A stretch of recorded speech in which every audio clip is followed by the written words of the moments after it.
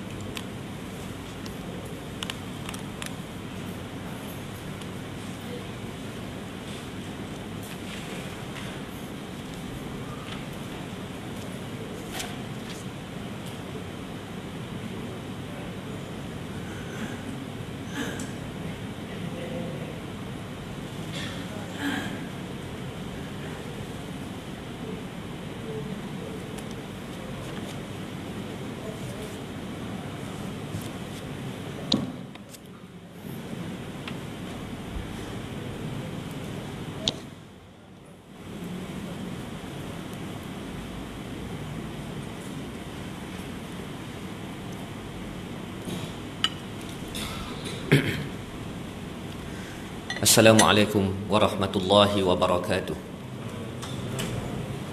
A'udzu billahi minasyaitonir rajim. Bismillahirrahmanirrahim. Alhamdulillahi rabbil alamin. Wassalatu wassalamu ala asyrafil anbiya'i wal mursalin wa ala alihi wa sahbihi ajma'in. Rabbi shrah li sadri wa yassir li amri wahlul 'uqdatam min lisani yafqahu qawli. Subhanaka la ilma lana illa ma 'allamtana innaka antal alimul hakim wa la hawla wa la quwwata illa billahil aliyyil azim. Qala Allah subhanahu wa ta'ala, Bismillahirrahmanirrahim. Fawailul lil ladzina yaktubuna al-kitaba bi aydihim ثم يقولون هذا من عند الله ليشتروا به ثمنا قليلا فويل لهم مما كتبت أيديهم وويل لهم مما يكسبون وقالوا لن تمسنا النار إلا أياما معدودة قل أتخذتم عند الله عهدا falan yukhlifallahu ahdah am taquluna 'ala Allahi ma la ta'lamun. Allah Subhanahu wa taala telah berfirman dalam suratul Baqarah ayat 79, maka kecelakaan yang besarlah bagi orang yang menulis Alkitab dengan tangan mereka sendiri. Lalu dikatakannya inilah daripada Allah dengan maksud untuk memperolehi keuntungan yang sedikit daripada perbuatan itu. Maka kecelakaan besarlah bagi mereka akibat daripada apa yang ditulis oleh tangan mereka sendiri, dan kecelakaan besarlah bagi mereka akibat daripada apa yang mereka kerjakan. Dan mereka berkata, kami sekali-kali tidak akan disentuh oleh api neraka kecuali selama beberapa hari sahaja. Katakanlah, sudahkah kamu menerima janji daripada Allah sehingga Allah tidak akan memungkiri janjinya, dan kamu hanya mengatakan terhadap Allah pada apa yang tidak kamu ketahui. Sadaqallahul azim. Yang berusaha pengurusi, Tuan Imam, Tuan Bilal, ahli jawatan kuasa, seterusnya pimpinan masyarakat, hadirin hadirat yang dimuliakan oleh Allah Subhanahu wa taala dengan Islam. InsyaAllah pada malam ini kita sambung tadabbur Al-Quran. Mudah-mudahan Allah kurniakan kepada kita nikmat yang lazat menikmati Al-Quran, sehinggalah sampai ke satu tahap kita merasai tidak ada kitab yang lebih baik untuk dijadikan sebagai pedoman yang mencerahkan jiwa dan akal kita melainkan Al-Quran. Malam ini kita masih lagi berada dalam bahagian cerita golongan Bani Israel. Cuma malam ini kita membahaskan soal golongan-golongan Bani Israel yang terpelajar, yang juga disebutkan sebagai ahli kitab. Dalam pertemuan yang lepas, kita telah membahaskan berkenaan golongan Bani Israel yang tidak terpelajar, yang hanya mengikut-ngikut sahaja, tanpa pertimbangan, tanpa akal fikiran, taklid secara buta. Dan ayat 79 ini Allah ceritakan di kalangan mereka yang menggunakan kebijaksanaan untuk kepentingan diri sendiri. Allah memulakan ayat 79 dengan fawailul lilladzina yaktubunal kitaba biaidihim. Maka celakalah bagi mereka yang menulis kitab dengan tangan-tangan mereka. Perkataan celaka di dalam Al-Quran, wailun, merujuk kepada sumpahan ke atas golongan yang lupa berkenaan azab Allah.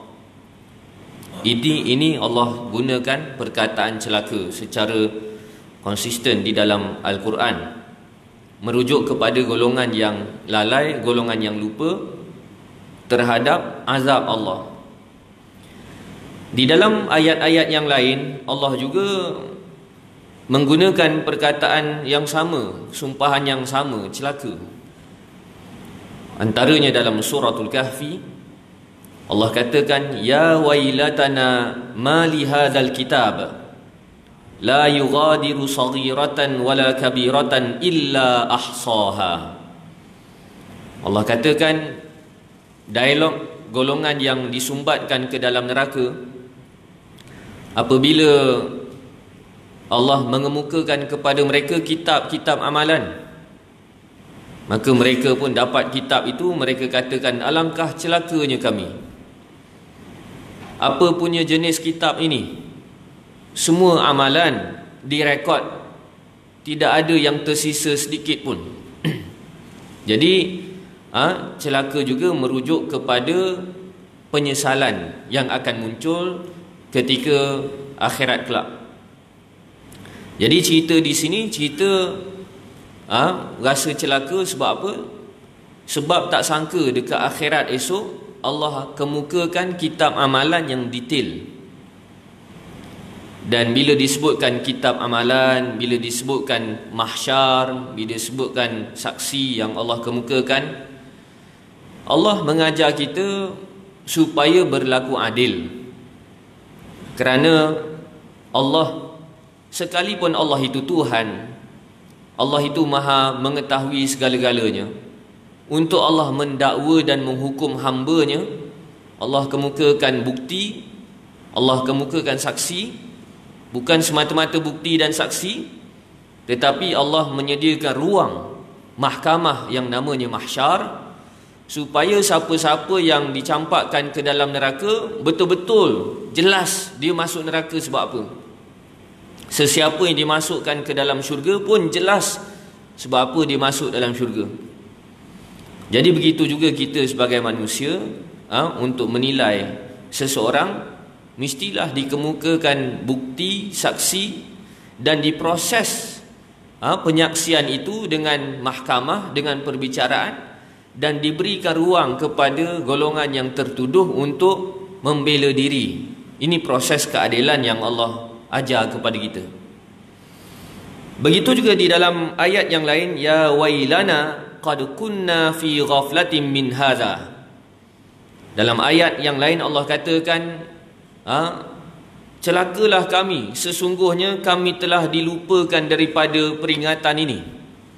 Jadi bila disebut sebagai wail, celaka, merujuk kepada sikap golongan yang lalai. Dalam hadis juga ada sebut celaka banyak. Antaranya hadis Allah, Nabi SAW ulang celaka. 3 kali Nabi ulang celaka. Wail merujuk kepada sikap golongan yang dia bercerita semata-mata nak bagi orang ketawa, dia berbohong dalam bercerita. Jadi kalau kita ni suka buat lawak, hati-hatilah. Nabi maki dengan 3 kali celaka. Bagi orang yang suka buat lawak, semata-mata nak buat lawak, dia menipu. Semata-mata nak buat lawak. Ini pun masuk dalam celaka juga, wail. Baik. Jadi Allah katakan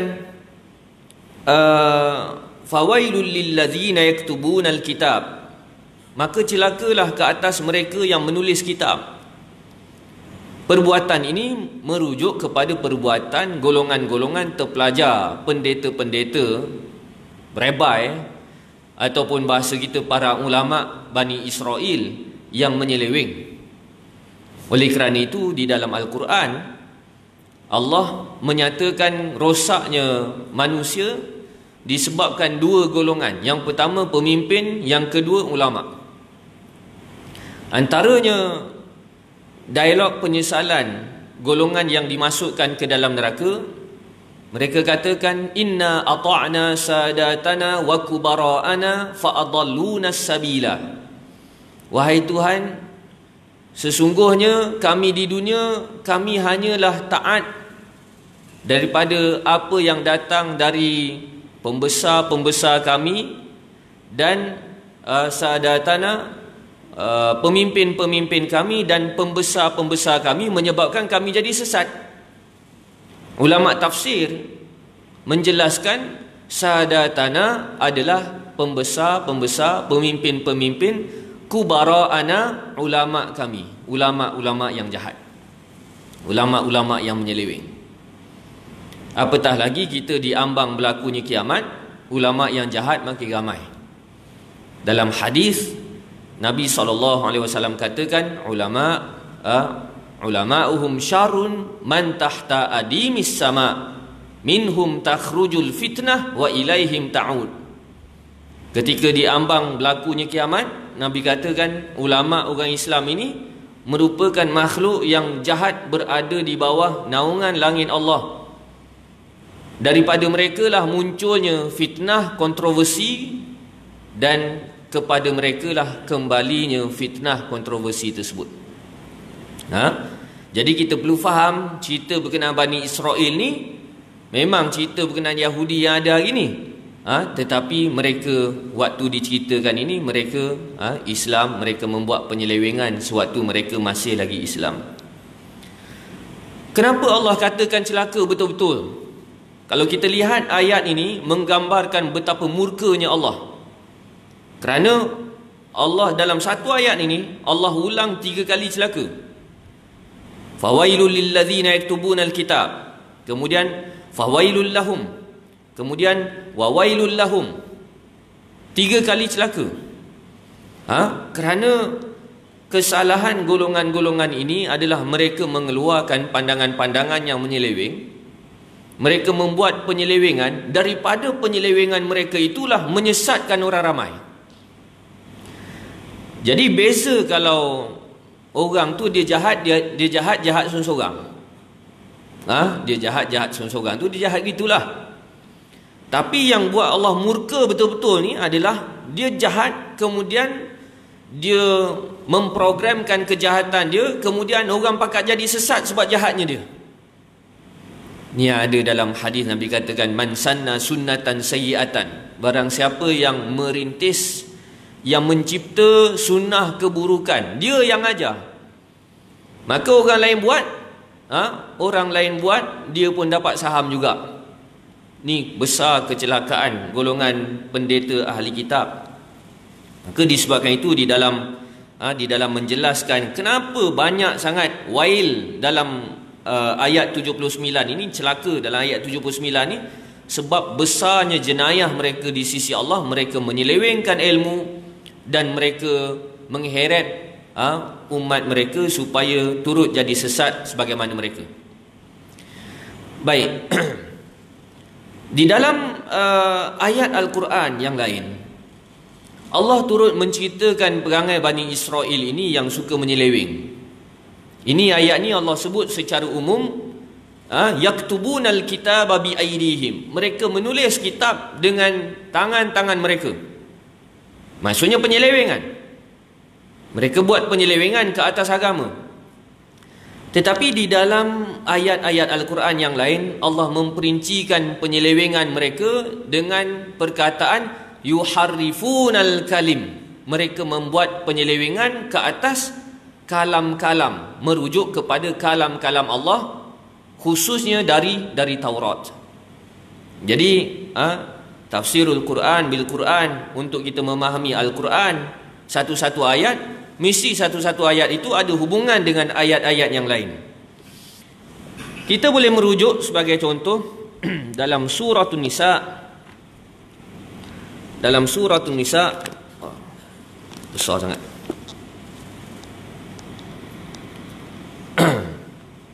Dalam surah An-Nisa Allah katakan minal ladzina hadu yuharrifunal kalima an mawadhihi.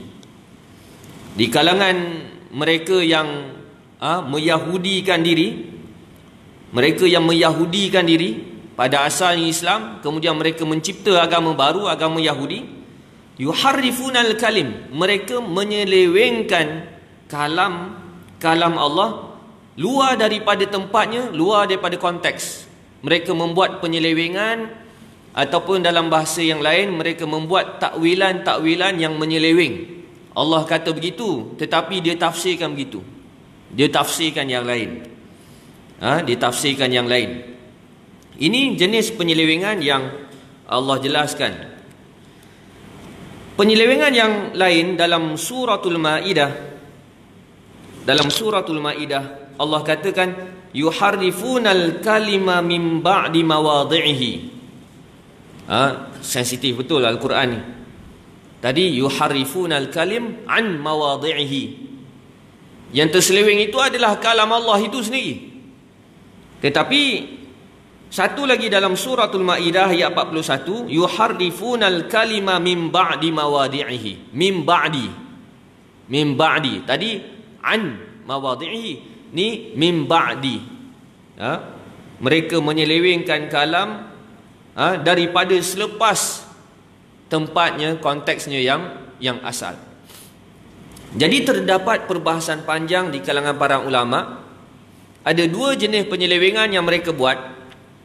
Yang pertama tadi kita faham, Allah kata lain, dia bahas kot lain. Yang mim ba'di mawadhihi merujuk kepada sikap mereka yang menafikan praktis, ataupun dalam erti kata yang lain, ayat perintah-perintah di dalam kitab itu masih lagi berbaki, masih lagi wujud, tetapi mereka tak nak laksana. Sebab apa? Selepas daripada ayat mim ba'di mawadhihi, Allah cerita bagaimana perangai puak-puak Bani Israel meninggalkan syariat Islam, khususnya undang-undang jinayah. Ini dalam suratul Maidah. Jadi ni Allah katakan selepas itu Allah katakan dalam Taurat ada ditetapkan undang-undang jinayah, ada qisasnya, dan akhir sekali daripada bahagian lebih kurang 2 muka surat setengah selepas itu Allah katakan afa hukmal jahiliyati yabghun, apakah hukum jahiliyah itu yang kamu harapkan untuk selesaikan masalah. Maka mereka tidak mahu mempraktiskan ajaran, ketetapan, syariat, cara hidup Islam. Itu yang pertama. Huraian yang kedua adalah mereka apabila mereka mengeluarkan pandangan yang selari dengan kepentingan mereka, mereka klaim itu adalah datang daripada aspirasi Allah. Mereka katakan inilah kehendak Allah. Inilah kehendak Allah. Sedangkan ketetapan-ketetapan Allah itu telah pun digazetkan. Tetapi mereka meletakkan seakan-akan kata-kata mereka, pendapat mereka, fatwa mereka itu sebagai wahyu yang tidak boleh dipersoal. Jadi ini maksud yaktubunal kitab. Kalau dalam sejarah Bani Israel, Yahudi ini pada asalnya mereka dikurniakan Taurat. Mereka dikurniakan Taurat.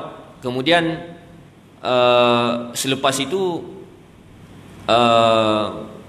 mereka menyelewengkan Taurat, maka muncullah kitab baru namanya kitab Talmud. Dan cerita bagaimana mereka boleh munculkan kitab Talmud itu macam-macam strategi. Antaranya mereka katakan, kamu orang awam ni, kamu tak layak baca Taurat sebab Taurat ni tinggi sangat. Takut-takut nanti kalau kamu baca, kamu terseleweng. Takut-takut baca nanti kamu jadi sesat. Benda ni kita dah bahaskan dulu. Betapa tak logik mereka menganggap kalau baca kitab dari Tuhan, kita akan jadi sesat. Tapi kalau tak baca tu jadi tak sesat pula. Ini tak logik. Maka daripada itulah mereka mendoktrin orang-orang awam ini tak layak baca Taurat. Habis layak baca apa? Maka mereka menyediakan huraian-huraian kepada Taurat, namanya Talmud. Dan akhir sekali mereka menganggap apa yang tertulis dari Talmud itulah kehendak sebenar daripada Allah Subhanahu wa taala. Sehingga pada hari ini Yahudi baca Talmud, tak berapa baca Taurat. Baik. Dalam ayat ini kita dapati Allah katakan yaktubun, mereka menulis. Menulis ni mesti pakai tangan. Hatta sampai hari ini kalau kita menulis pakai komputer pun mesti pakai tangan juga. Tetapi tak cukup Allah katakan mereka menulis, Allah tambah lagi biaidihim, dengan tangan-tangan mereka. Ayat ni, ayat 79 ni menggambarkan betapa marahnya Allah. Jadi Syekh Mutawalli Sya'rawi rahimahullahu taala, dia bahaskan kenapa Allah ulang perkataan tangan sedangkan cukup mereka menulis. Tapi Allah sebut mereka menulis dengan tangan-tangan mereka. Kenapa Allah sebut begitu? Kerana Allah nak nyatakan satu penegasan, memang mereka berusaha ke arah itu yang pertama. Yang kedua, penyelewengan mereka tak buat secara subkon gitu. Mereka sendiri yang buat. Sebab diperbahaskan boleh saja kalau sesuatu perbuatan itu dibuat secara wakil. Sebagai contoh, seorang pemimpin diktator membunuh rakyatnya. Maksud membunuh rakyatnya maksudnya apa? Dia arahkan askar, dia bunuh. Kan? Tapi kalau yang betul-betul zalim macam mana? Diktator itu sendiri yang tangkap orang, dia sendiri yang ambil pistol, dia sendiri yang bunuh dengan tangan dia sendiri. Itu lebih dahsyat. Itu lebih dahsyat. Begitu juga cerita penyelewengan mereka. Mereka bukan suruh orang menyeleweng. Mereka bukan upah di kalangan academician untuk buat penyelewengan kemudian bayar. Bukan sekadar itu, tetapi mereka sendiri yang menyeleweng dengan tangan mereka dalam keadaan penuh sedar, dengan perancangan yang cukup rapi, dengan plot yang jelas. Jadi ini perbuatan mereka. Sebab itu Allah katakan biaidihim, bukan secara tak sengaja, bukan secara miscommunication, bukan secara tersesat, tetapi memang betul-betul dalam keadaan sengaja, ada niat, ada motif, ada plotnya untuk menyelewengkan ajaran Tuhan. Thumma yaquluna hadza min indillah. Kemudian mereka mengatakan apa yang telah mereka tulis, yang telah mereka selewengkan, itulah datang daripada Allah. Mereka katakan begitu. Jadi antara dosa mereka adalah mereka mengamalkan cara hidup berkasta. Cara hidup berkasta. Begitu juga undang-undang, ketetapan-ketetapan dalam Taurat, mereka ubah-ubah semata-mata untuk membodek, untuk mengambil hati, untuk menjaga kepentingan golongan-golongan atasan mereka. Disebabkan itu, antara perkara yang besar mereka seleweng adalah undang-undang. Kerana apabila pembesar-pembesar Bani Israel melakukan kesalahan undang-undang yang telah digazetkan di dalam Taurat, maka mereka nak selamatkan pembesar-pembesar mereka modify. Mereka modify. Adapun orang bawah, orang biasa, rakyat biasa, kalau buat salah kena. Tapi orang atas, kalau buat salah tak kena. Sekalipun perbuatannya digazetkan di dalam Taurat, tetapi mereka seleweng, mereka modify supaya kesalahan itu tak kena ke atas pembesar-pembesar mereka.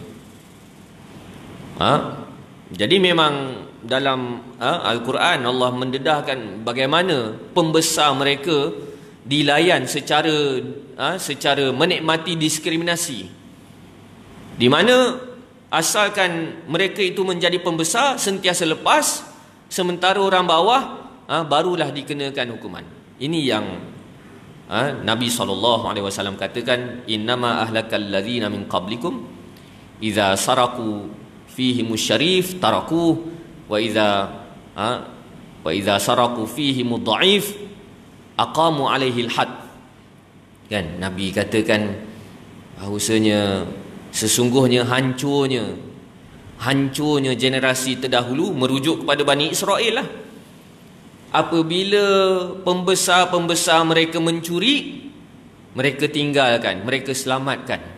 Macam-macamlah cara nak selamatkan, antaranya tukar-tukar akta supaya pembesar mereka selamat. Tapi bila orang biasa buat salah, maka mereka jatuhkan hukuman had, hukuman hudud. Sebab hudud ni bukan ada zaman syariat Nabi Muhammad sahaja, zaman dulu dah ada.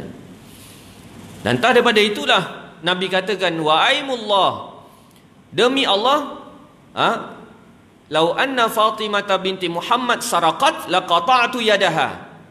Demi Allah, sekiranya anakku Fatimah binti Muhammad sendiri yang mencuri, sudah pasti aku potong tangannya. Jadi ini terkait juga dengan cerita yang kita bahaskan di sini. Mengapa berlakunya penyelewengan? Kerana mereka nak menjaga kepentingan pembesar-pembesar mereka, sama ada pembesar di kalangan pembesar politik ataupun pembesar agama. Baik. Jadi sikap mereka yang sembunyikan kesalahan bawah kapet inilah yang menjadi package wailun, wailun, wailun, 3 kali wail, 3 kali celaka. Begitu juga disebutkan summa yaquluna hadza min indillah. Mereka katakan ini datang daripada Allah.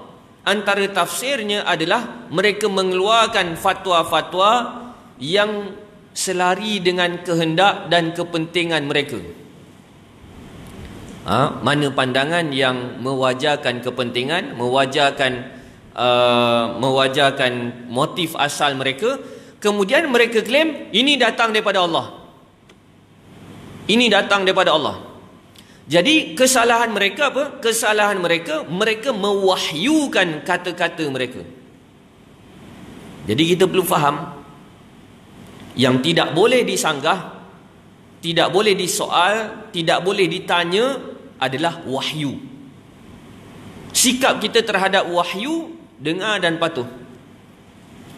Tetapi yang boleh dipersoal, yang boleh ditanya, yang boleh diminta penjelasan adalah pandangan-pandangan manusia. Ini kita perlu jelas supaya kita tak jadi macam mereka. Sekalipun Nabi SAW, apabila Nabi merencana satu-satu strategi, kemudian ada sahabat yang rasa strategi Nabi itu macam tak berapa sempurna. Lantas sahabat pun bertanya, apakah ini wahyu ataupun pandanganmu wahai Nabi? Apakah ini wahyu ataupun pandanganmu? Nabi pun kata, ini bukan wahyu, ini pandanganku. Terus para sahabat mencadangkan cadangan yang lain. Sebahagiannya Nabi SAW mengubah pandangannya dan menerima pandangan dari para sahabat. Antaranya dalam kisah Perang Badar, bila Nabi merangka strategi tidak membabitkan kepentingan telaga. Sahabat nampak ini rugi ni. Sahabat bertanya, ini wahyu ke apa? Nabi kata ini bukan wahyu. Kalau gitu kami ada pandangan yang lain. Bermaksud yang tidak boleh dikemukakan pandangan yang lain, tidak boleh diminta penjelasan adalah wahyu. Adapun pandangan ijtihad boleh diminta penjelasan, boleh dipersoal. Kerana itu merupakan proses check and balance dalam berpandangan. Sebab itu berbeza antara wahyu dan ijtihad. Wahyu tidak boleh disoal. Sementara ijtihad boleh disoal kerana ijtihad berdiri di atas hujah yang rasional. Berdiri di atas hujah yang rasional. Baik, jadi kesalahan mereka ini, mereka meletakkan pandangan mereka, ijtihad mereka, fatwa mereka sebagai wahyu, sekalipun pandangan-pandangan mereka bercanggah dengan ayat-ayat daripada kitab, ayat-ayat dari Taurat, maka mereka sekat orang untuk bertanya, dan mereka mendoktrin perkara ini datang daripada Allah semata-mata untuk menyekat orang untuk meminta penjelasan kepada mereka, kerana mereka tidak mempunyai hujah yang kukuh. Baik, jadi ini kalau kita lihat dalam sejarah penyelewengan Yahudi pun ada, dalam sejarah penyelewengan Kristian pun ada. Mereka meletakkan pandangan-pandangan mereka sebagai wahyu, tak boleh nak disoal. Bila kita keluarkan pandangan kemudian tak boleh nak disoal, hati-hati. Itu bermaksud kita menuju ke arah mewahyukan pandangan kita. Ini bahaya. Sebab itu para ulama terdahulu tulis kitab tebal-tebal. Sebab apa tulis kitab tebal-tebal? Sebab pandangan-pandangan mereka disoal. Daripada soalan-soalan itulah mereka mengemukakan hujah, mereka mengemukakan alasan, illah, jawapan-jawapan, maka jadi tebal. Sebab apa? Ijtihad mereka sedar ijtihad apabila disoal maka perlu dijawab. Kerana ijtihad berdiri di atas hujjah, tidak sebagaimana wahyu yang kita kena terima bila munaqashah, tanpa perbahasan. Tanpa perbahasan. Baik, akhir sekali mereka mentakdiskan, mereka mensucikan diri mereka, sehingga tidak boleh dikritik dan dipersoal sama sekali. Fawailul lahum mimma katabat aydihim, maka celakalah dengan apa yang telah mereka tulis dengan tangan-tangan mereka. Wa wailul lahum mimma yaksibun, dan celakalah dengan apa yang telah mereka usahakan. Jadi ini yang kalau kita lihat sejarah zaman gelap Eropah kan.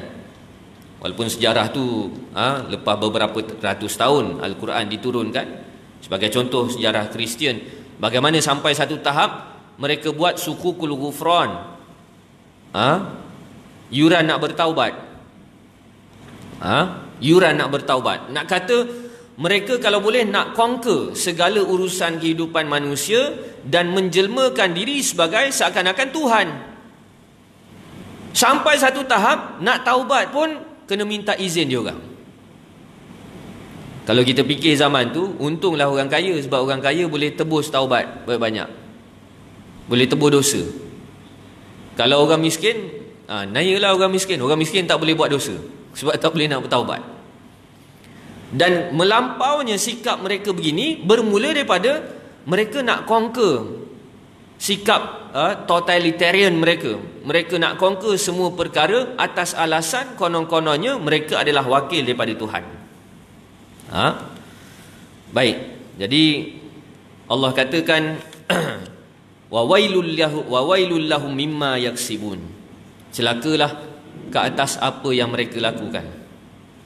Azan.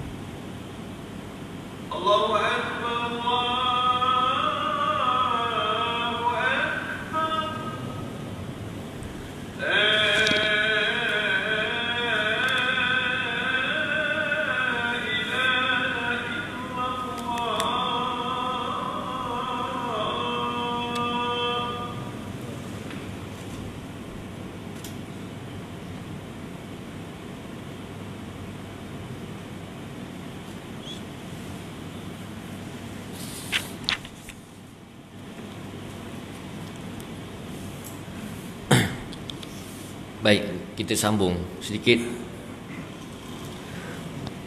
Kita masuk ayat 80. Wa qalu lan tamassana an-naru illa ayyaman ma'dudah. Dan mereka berkata, neraka tidak menyentuh kita, tidak akan menyentuh kita melainkan dalam beberapa hari sahaja. Allah menggambarkan betapa mereka telah dihasut dengan syaitan apabila mereka underestimate siksaan di akhirat, dan syaitan menyebabkan mereka rasa selesa dengan kesalahan jenayah kepada Allah.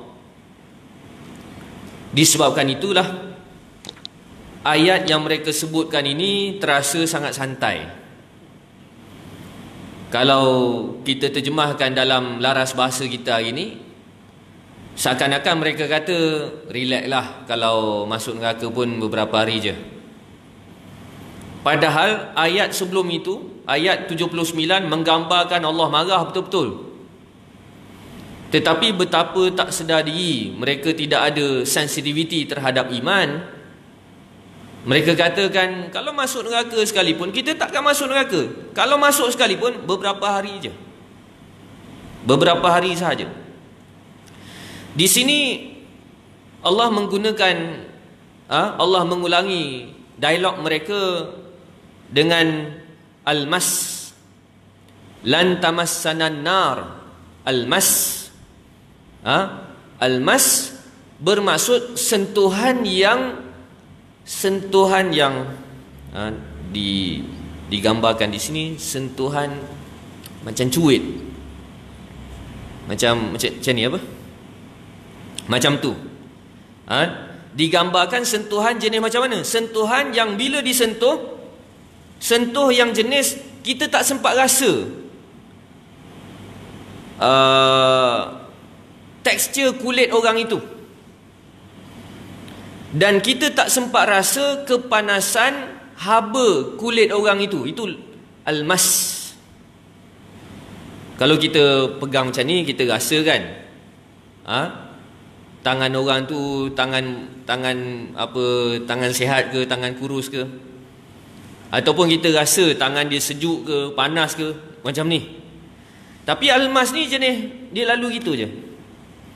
Maksudnya apa? Mereka menggambarkan kalau masuk neraka pun tak adalah sampai panggang, sampai masuk dalam api tu. Sikit-sikit je, tepi-tepi je. Kan? Mungkin mereka gambarkan macam apa? Macam apa ya? Macam salai kot, kan? Salai kan tak kena api kan? Kena asap je kan? Kita kalau maksimum pun kena macam salai gitu je. Kita tak kena api pun. tak kena api. Jadi mereka gambarkan kalau masuk neraka bukan masuk betul-betul masuk itu, tetapi tepi-tepi sahaja, kita hanya disentuh sikit-sikit dengan neraka sahaja.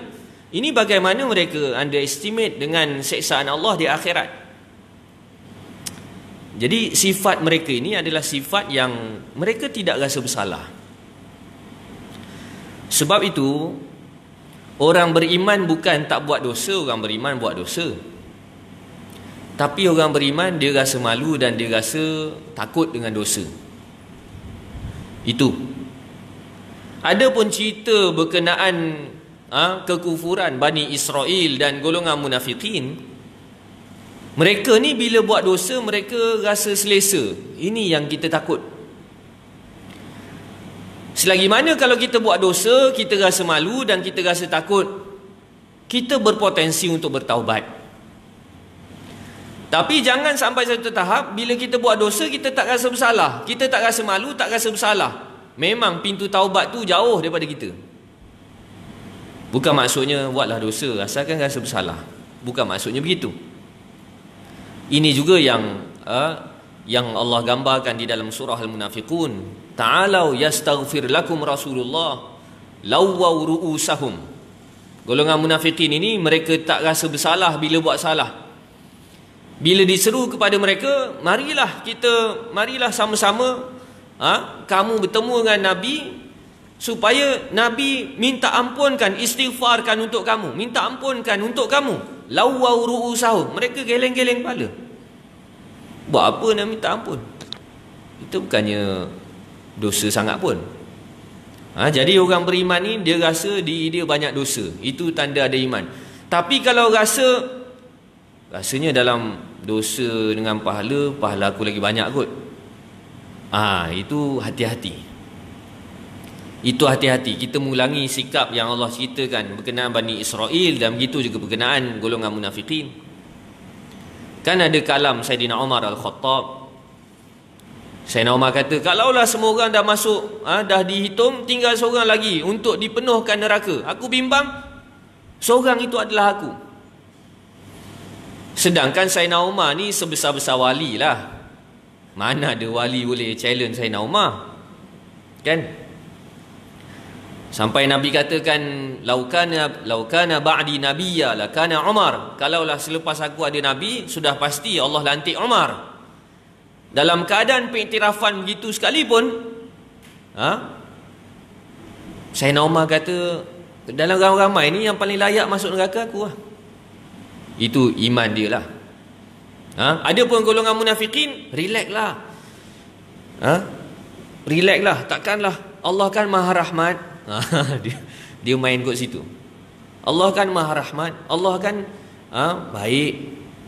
Takkan Allah nak masukkan kita dalam neraka?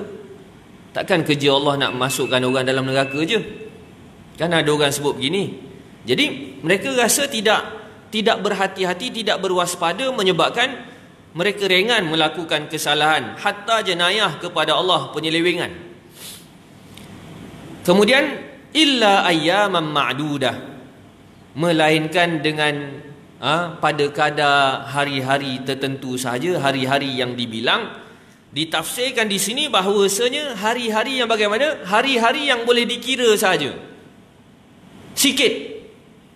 Hari-hari yang boleh dikira, maksudnya apa? Kalau masuk pun 2-3 hari je, celup gitu je, lepas tu masuk syurga balik.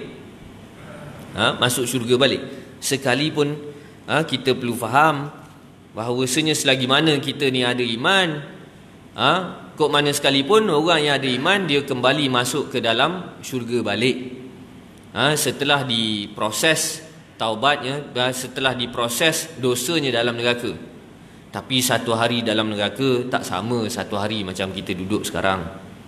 Jangan kita underestimate kata nanti masuk balik dalam syurga. Sebelum masuk balik dalam syurga tu berapa kali rentung tu. Jadi disebabkan itu mereka katakan beberapa hari saja, jangan bimbang, relax sahaja. Jadi mereka sangat mengambil remeh terhadap pembalasan Allah. Qul attakhadtum 'indallahi ahda falan yukhlifallahu ahdah. Apakah kamu cuba-cuba buat janji Allah dengan format kamu sendiri? Ikut suka kamu sendiri, sedangkan Allah tidak akan memungkiri janjinya. Janji Allah, siapa yang lawan dia, dimasukkan ke dalam neraka. Na'udzubillah. Sesiapa yang bersungguh untuk taat, maka Allah akan rahmati dan masukkan dia dalam syurga. Memanglah masuk dalam syurga ni bukannya bergantung dengan amalan kita, bergantung dengan rahmat. Tapi rahmat Allah itu Allah kira dengan apa? Allah kira dengan kesungguhan kita untuk jadi baik. Kesungguhan untuk jadi baik. Jadi dalam ayat Al-Quran Allah katakan wallazina jahadu fina lanahdiyannahum subulana. Siapa yang bersungguh di jalan kami, kami tunjukkan jalan-jalan kami. Bermaksud yang pentingnya kesungguhan. Dalam satu hadis yang penting, kalau boleh kita tampal dekat rumah ke apa kan, hadis yang memotivasikan kita untuk tidak putus asa bertaubat, yang mana mesej daripada hadis ni seakan-akan Allah kata dosa banyak apa semua tu aku tak kisah sangat, yang penting kamu ni ada kesudian untuk bertaubat. Ada kesudian untuk bertaubat, maksudnya ada rasa bersalah, itu yang pentingnya. Hadis Qudsi, Allah katakan, ya ibna Adam, innaka ma da'autani wa rajautani ghafartu lak ala ma kana minka wala ubali. Wahai anak Adam, wahai anak Adam, selagi mana kamu berdoa kepadaku, kamu berharap kepadaku, sudah pasti aku ampunkan dosa kamu. Walau bagaimana sekalipun keadaan kamu, aku tak kisah. Aku tak kisah. Siap disebut la ubali, aku tak kisah. Dosa banyak macam mana sekalipun, tapi masih ada pengharapan nak insaf, bertaubat dengan Allah. Jadi aku terima. Ya ibna Adam, lau balagat dhunubuka ananas samai thumma astaghfartani ghafartu lak. Wahai anak Adam, kalaulah dosa kamu setinggi langit, kemudian kamu sudi minta ampun kepada aku, sudah pasti aku ampunkan dosa kamu. Sudah pasti aku ampunkan dosa kamu. Ya ibna Adam, innaka law ataitani biqurabil ardi khataya thumma laqitani la tusyriku bi syai'a la ataituka biqurabiha maghfirah. Wahai anak Adam, sekiranya kamu mati bertemu dengan aku dengan membawa dosa sepenuh bumi, sepenuh bumi, dalam keadaan kamu tak pernah berlaku syirik pada aku, maksudnya tak pernah lawan aku. Dosa banyak ni sebab apa? Sebab kalah dengan nafsu. Bukan sebab tak setuju dengan Tuhan, bukan sebab lawan Tuhan. Tahu dosa tu dosa, rasa bersalah, tapi kalah. Kalah disebabkan apa? Barangkali disebabkan jahil, disebabkan persekitaran, disebabkan pergaulan, disebabkan zaman, disebabkan dorongan-dorongan yang lain. Tapi nak lawan aku, kau bukan jenis nak lawan aku. La tusyriku bi syai'a la ataituka biqurabiha maghfirah. Aku akan balas kedatanganmu dengan sepenuh bumi keampunan. Maha pengampunnya Allah.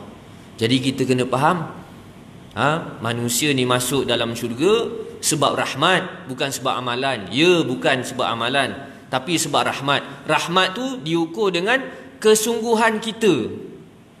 Kesungguhan kita. Ada rasa bersalah, ada rasa nak bertaubat, ada rasa menyesal, ada rasa malu dengan dosa.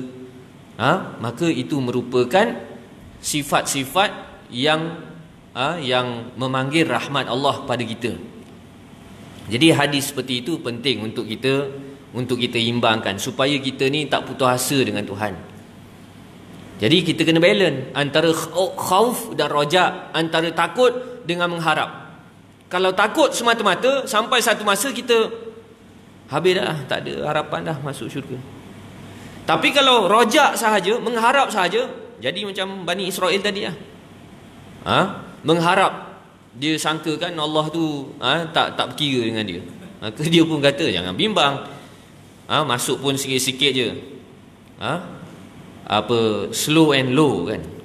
Tengok orang putih buat daging salai dia, cara dia apa? Slow and low. Maksudnya apa? Dia salai berapa belas jam tapi dengan temperature yang low. Slow and low. Kan? Baik.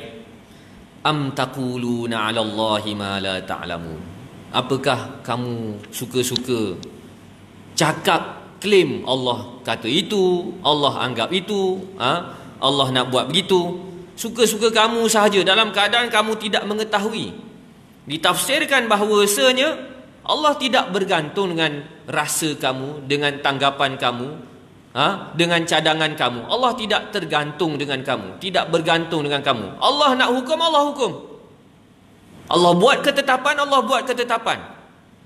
Kita tidak ada sebarang ruang untuk kita berunding dengan Allah.